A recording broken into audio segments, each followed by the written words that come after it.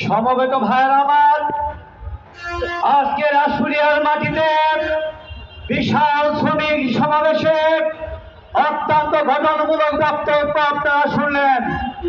এ পর্যায়ে আমি বক্তব্য দেওয়ার জন্য বিনীতভাবে অনুরোধ জানাবো সাদা আশুলিয়ার মা মাটি মানুষের নেতা, আপনাদের বুথে দুইবার বাংলাদেশ জাতীয় সংসদের সদস্য, ঢাকা জেলা বিএনপির সাবেক সভাপতি, আমাদের হৃদয় স্পন্দন ডাক্তার দেওয়ান মোহাম্মদ সালাউদ্দিন বাবু ভাই, আজকের এই অনুষ্ঠানের সম্মানিত সভাপতি। বিসমিল্লাহির রহমানির রহিম। আজকে এই শ্রমিক জমাতার এই সমাবেশে সম্মানিত প্রধান অতিথি, বিটিএম এর সম্মানিত সভাপতি খন্দকার রফিকুল ইসলাম, উপস্থিত আছেন বিশেষ অতিথি সিনিয়র সহসভাপতি বিটিএম এ আব্দুল্লাহ রাকিব, উপস্থিত আছেন বিশেষ অতিথি হামিম গ্রুপের কর্ণধার সাবেক সংসদ সদস্য এ কে আজাদ সহ আরো অনেক মালিক পক্ষের প্রতিনিধি এবং মালিক এখানে উপস্থিত আছেন, যারা ঢাকা থেকে এসছেন। উপস্থিত বিএনপি বিভিন্ন পর্যায়ের নেতৃবৃন্দ এবং সংগ্রামী শ্রমিক জনতা, আসসালামু আলাইকুম। আমি কিন্তু 10-15 মিনিট বক্তব্য রেখেছি। আমার যেটা মূল কথা সেটা কিন্তু রেখেছি, সেটা আপনারা বুঝেছেন। আমরা প্রধান অতিথি বিটিএম এর নেতা সভাপতি ওনার বক্তব্য শুনবো এবং ওনার বক্তব্য না শুনে কেউ কিন্তু আপনারা যাবেন না। আমি লাস্ট 2-3 মিনিট কিছু বলতে চাই, তা নয় ঢাকার থেকে যারা নেতৃবৃন্দ যে সারাদিন মধ্যে কিছুই বললো না, সেটাও তো তাদের জানতে হবে। আমি যে কথাটা বলবো, আপনাদের এইসব দাবি দাওয়া নিয়ে কিন্তু দফায় দফায় মিটিং হয়েছে এবং 9 ডিভিশনে GSC major general Moin Shah, আপনারা তো 9 ডিভিশনকে অনেকে বুঝেন না। ঢাকা ক্যান্টনমেন্টের পরে সেকেন্ড গুরুত্বপূর্ণ ক্যান্টনমেন্ট আপনি কিন্তু এইটা অফিসিয়ালি আপনারা জানেন না। এবং তাদের ক্ষমতা কি, যখন দেশের দুর্যোগ অবস্থা তখন দেখবেন এই ডিভিশনের ক্ষমতা কি। উনি বেশ কয়েকটা মিটিংয়ে ছিলেন, ঘন্টার পর ঘন্টা ছিলেন। আমি নিজে সাক্ষী, সমাধান হচ্ছে না, দাবি দেওয়া চুক্তি পাল্টা চুক্তি নেগোসিয়েশন 3 ঘন্টা 4 ঘন্টা 5 ঘন্টা উনি হাসি মুখে বসেছিলেন। আমি অনেক 9 ডিভিশনে জিওসি দেখেছি, কারণ আমি আজকে 96 এমপি হয়েছি। আমার রাজনৈতিক বয়স কমপক্ষে 30 বছর। অতএব আমি অনেককে দেখেছি, অনেকের সাথে কথা বলেছি এলাকার সমস্যা নিয়ে, পরিস্থিতির কারণে। ওনার মতো সজ্জন ব্যক্তি আমি দেখি নাই। অতএব আপনারা অনেক যাই করেছেন, এই র্যাব, বিজেপি, পুলিশ এবং তারপর গোয়েন্দা সংস্থা এনএসআই, এসপি, ডিজিএফ বিভিন্ন পর্যায়ে নেতৃবৃন্দরা ছিল।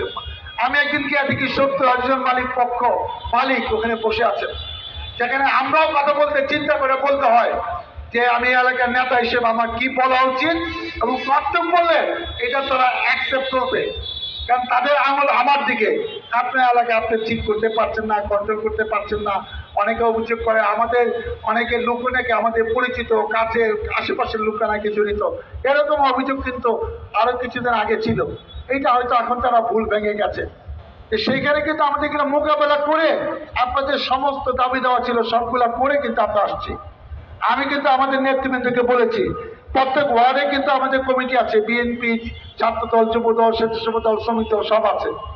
যারা বাইরের থেকে, আমি শুনেছি যারা অন্য এলাকায় 5 তারিখে পরে মামলা টামলা খাইছে, অনেকে নাকি এই এলাকায় আইসা, বেশিরভাগই হয়তো আওয়ামী লীগের লোক, এরা নাকি এখানে আইসা বিভিন্ন রকম বুদ্ধিশুদ্ধি করতেছে যে ওই এলাকা আমাকে কেচে নেয়, আমি এখানে এসে অনেক কিছু করবো। আরে বাবা, এলাকা থেকে পলাইছো, সাভারে আসলে মানুষ বোকা, এটা ভাইবো না। তুমি যে এলাকায় আইসা নিশ্চিন্তে থাকতেছ, তোমাকে যে আমাদের লোক গোয়েন্দা সংস্থা এসপিটিভি এনএসআই ফলো করে নাই, কোন বাড়িতে কয়তলায় তুমি থাকো, তুমি অপেক্ষা করো।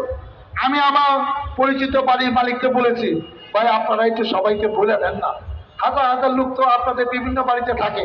এই বাড়ির তো অনেকে আমাদের বিএনপি করে, আমাদের ভোট দেয়, আমাদের ভালোবাসে, পারিবারিক করে, আমার বাবা বন্ধু ছিল, আমাদের সাথেও যোগাযোগ আছে, আপনারা একটু বুঝান। তারপর এরা বলতে পারে অনেকে তো চাকরি বাকরি করে না, থাকে কেমনে, তাহলে জিজ্ঞেস করেন যে তুমি যে চাকরি বাকরি করো না, টাকা পাও কই, তাদের মোটিভ কি। সবাইকে একটু বুঝে শুনে ভাই গার্মেন্টসের দিকে নিয়ে যান। অনেকদিন হইল, অনেক কিছু হয়েছে। এখন কিন্তু যদি আপনারা এখানে না ঢুকেন, তখন কিন্তু এটার দায় দায়িত্ব আপনাদের। এই যে একটু আগে আজাদ ভাই করলো 13(1) ধারা, এটা যে নিয়ম শ্রম আইনে, no work no pay. Garments যদি আপনি আবার কালকে যদি আপনারা কোথাও ঝামেলা করেন, কাজ করতে না চান, ওনার জন্য অনির্দিষ্টকালের জন্য বন্ধ করে দিবেন, আপনারা বাড়ি চলে যাবেন। কিন্তু এই যে 7 দিন 5 দিন 3 দিন আপনি কাজ করলেন না, বাসায় ঘুমাইলেন, যার যার বাড়িতে চলে গেলেন, ক্ষতিটা কার হইল? আর আপনি যদি মনে করেন যে এখনো আপনি গার্মেন্টস ভাঙবেন, গার্মেন্টসে ঢিলা দিবেন, বিশৃঙ্খলা করবেন, এখন কিন্তু সেটা করতে দেওয়া হবে না। এটা কিন্তু আমরাও এলাকার থেকে প্রস্তুত হয়েছি, এলাকায় জনমত করছি। আর আমি কিন্তু ম্যাজিস্ট্রেটি পেয়ে গেছে, গোয়েন্দা সংস্থার লিস্ট কিন্তু আছে। প্রত্যেক ফ্লোরে পড়লে গার্মেন্টসে কিন্তু সিসি ক্যামেরায় এই চল চল বেড়ে যায়, এই যে আপনি হাত ইশারা দিয়া কইছেন সিসি ক্যামেরায় নাই, আছে। আমি যে কথাটা শেষ বলতে চাই ভাই, ওই জন্য বলছি যে এলাকার সন্তান হিসাবে আপনাদের কাছে বিনীতভাবে অনুরোধ করি যে আপনারা তাদের দিকে যান, আমাদের বাঁচান, এদের বাঁচান। প্রতিটা আপনাদের হবে, আমাদের হবে না। আমরা কি করব? আমরা চেষ্টা করতেছি, কিন্তু আপনারা কিন্তু দুষ্ট লোকের কথা শুনা এই গার্মেন্টসের ক্ষতিটা আর করেন না।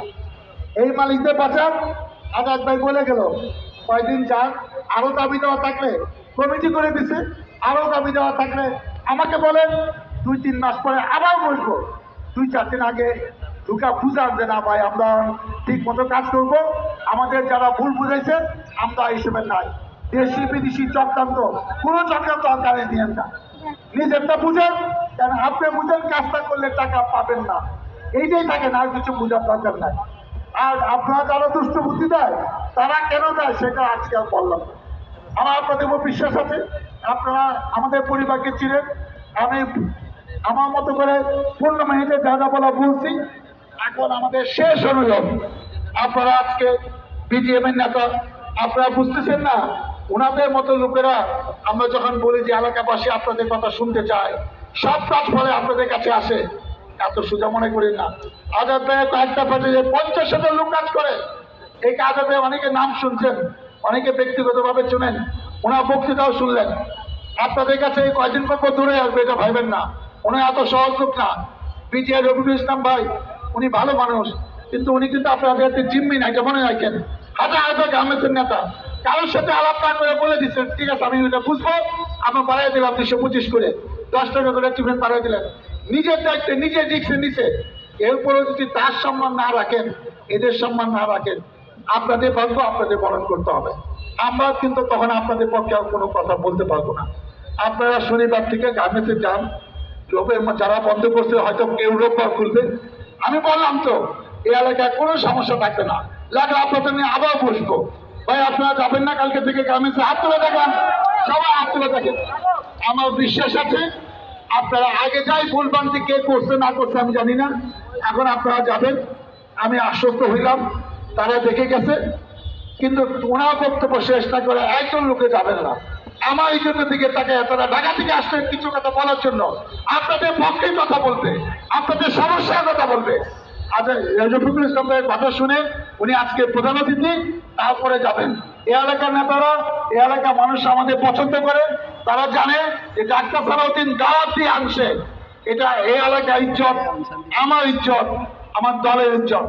এটা টিভিতে প্রচার করবে, সারা বাংলাদেশ দেখতেছে যে বিজিএম এর নেতৃত্ব অস্ট্রেলিয়া গিয়ে এই শ্রমিকদের সাথে কথা বলতেছে। সবাই থেকে তার বক্তব্য শুনে যাবেন, তার কাছ থেকে যে সকল নেতৃত্ব যারা বিজিএম এর প্রেসিডেন্ট আজাদ ভাই সহ এই যে আব্দুল রাজ্জাক ভাই সিনিয়র ভাইস প্রেসিডেন্ট, আরো যারা নেতৃবৃন্দ আসছেন, সবাইকে আমি আন্তরিকভাবে ধন্যবাদ জানাই। আমরা যখন যাচ্ছি তখনই তারা চলে আসছে, সালাউদ্দিন ভাই মিটিং হবে, ঠিক আছে আমরা আসবো। তারা আশারই আসতেছে যে দুটি কথা বললে, তাদের মুখে শুনলে হয়তো আপনাদের মনটা নরম হবে, আপনারা গার্মেন্টসে যাবেন। সেই আশাটা যেন বিফলে না যায়। ভাই শেষ রক্ষাটা গার্মেন্টসকে রক্ষা করেন, নিজেকে রক্ষা করেন, যাতে এই বাংলাদেশটা পাচ্ছে যে দেশটি আমাদের অনেক স্বপ্ন 15 বছর ভেঙে গেছিল, আবার নতুন করে আমরা স্বপ্ন দেখছি, নতুন করে স্বাধীন হয়েছি। এই স্বাধীনতা সবাইকে নিয়ে আমরা ভোগ করতে চাই, এই গণতন্ত্র সবাইকে নিয়ে আমরা ভোগ করবো। আল্লাহ হাফেজ, বাংলাদেশ জিন্দাবাদ। বক্তব্য যাচ্ছে আজকের অনুষ্ঠানের প্রধান অতিথি যিনি বারবার আমাদের কাছে ছুটে আসছেন আপনাদের সাথে কথা বলার জন্য। বিজিএম এর নেতা, বিজিএম এর বর্তমান সভাপতি খন্দকার রফিকুল ইসলাম ভাই, আমাদের প্রিয় নেতা। আসসালামু আলাইকুম। আজকের সভার সভাপতি আমাদের অত্যন্ত প্রিয় নেতা ডাক্তার দাওয়ান সালাউদ্দিন ভাই, আমাদের শিল্পের অভিভাবক, এপিসিসি এর সাবেক সভাপতি আমাদের আজাদ ভাই, আমার কলিগ বিজিএম এর সিনিয়র ভাইস প্রেসিডেন্ট এবং অন্যান্য মালিক, শ্রমিক, এলাকাবাসী সবাইকে আবারও সালাম জানাই। আমি প্রথমেই শোক জানাই 5ই আগস্টে এই আন্দোলনের সময় ছাত্র, শ্রমিক, জনতা যারা মারা গেছেন তাদের প্রতি শোক জানাই এবং তাদের রুহের মাগফিরাত কামনা করি। আল্লাহ যেন সবাইকে মাফ করে, আল্লাহ তাআলা যেন সবাইকে বেহেশত নসিব করে। আপনারা হয়তো গত পরশুদিন রাতে জাতির উদ্দেশ্যে প্রধান উপদেষ্টা দেওয়ার একটা ভাষণ শুনেছেন।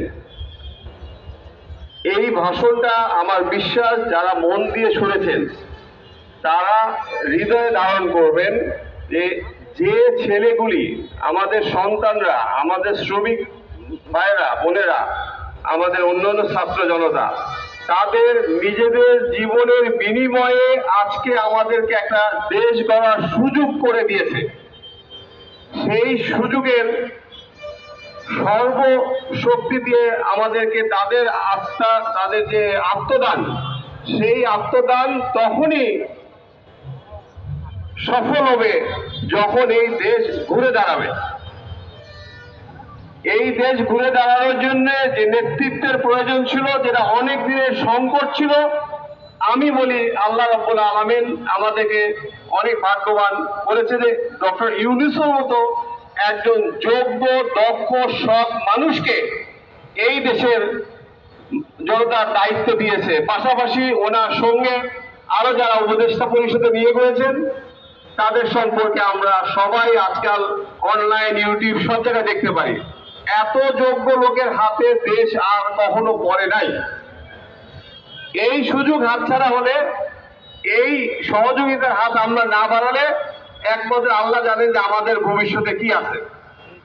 তো আমি আশা করি সবাই আমরা যে জাতির উদ্দেশ্যে যে ওনার দেওয়া ভাষণ, ওই ভাষণটা আমরা অন্তরে ধারণ করব, ওনাদেরকে সুযোগ করে দেব। মাত্র 1 মাস 5 দিন এর মধ্যে একটা জাতি গত 16-17 বছরের যেখানে পরিবর্তনের সুযোগ পায় নাই, 1 মাস 5 দিন, 6 দিন, 7 দিন কিছুই না।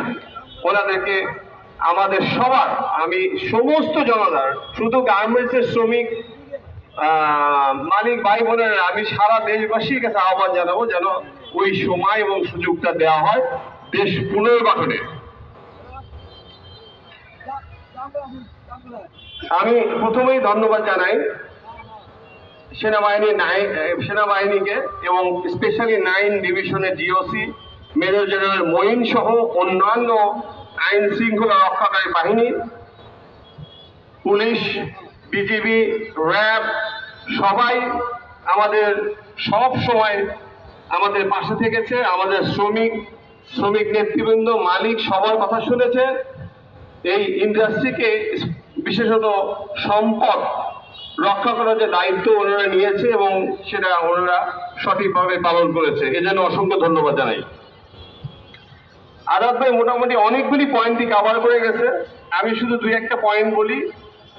আপনারা দেখবেন যে আন্দোলনের শুরুতেই ছিল শ্রমিক নিয়োগ দিতে হবে। আজ থেকে 1 বছর আগেও আপনারা সবাই তো ফ্যাক্টরিতে অনেক দিনের অভিজ্ঞতা অনেক গেছে, প্রত্যেকটা ফ্যাক্টরি গেটেই আমরা লোক নিয়োগ দেওয়া হবে দিয়ে রাখলাম। আর এখন লোক এসে, আমাদের শ্রমিক ভাই বোনেরা এসে গেটে দাঁড়াচ্ছে যে আমাদের কর্মের ব্যবস্থা করেন। কিন্তু অত্যন্ত দুঃখের সঙ্গে জানাচ্ছি আমি যে আমাদের এখন ওই পরিমাণ কাজ না থাকার কারণে বাড়তি লোক নেওয়ারও কোনো সুযোগ নাই। এই যে ফ্যাক্টরিগুলি বন্ধ হয়েছে, গত 1 বছরে বিজিএমই আমাদের রেকর্ডে আছে 270টার মতো ফ্যাক্টরি বন্ধ হয়েছে। সো ওই বন্ধ লোকগুলির জন্য নতুন কর্মসংস্থান করতে গেলে সরকার, শ্রমিক, মালিক সবারই সহযোগিতা দরকার। আবার নতুন করে ঘুরে দাঁড়ানোর, নতুন করে ক্যাপাসিটি বাড়ানোর এবং বায়ারদের আস্থা ফিরিয়ে নিয়ে আসার। আপনারা হয়তো জানেন ইতিমধ্যেই অনলাইন এবং অন্যান্য ডেইলিতেও এসে প্রায় $5 বিলিয়ন পোশাকের অর্ডার অন্য অন্য দেশে শিফট করার চিন্তা ভাবনা চলছে। এইটা যদি অবস্থা হয়, আমাদের দেশে এখনই সংকট আছে, এরপরে যদি বায়ারদের আস্থা আমরা হারাই, বায়াররা যদি দ্বিতীয়, তৃতীয়, চতুর্থ দেশে যেখান থেকে বায়াররা অ্যাকচুয়ালি যেতে চায় না, তারা কিন্তু তাদের প্রথম চয়েসই বাংলাদেশ, তাদের চয়েস কিন্তু আমাদের প্রতিবেশী দেশ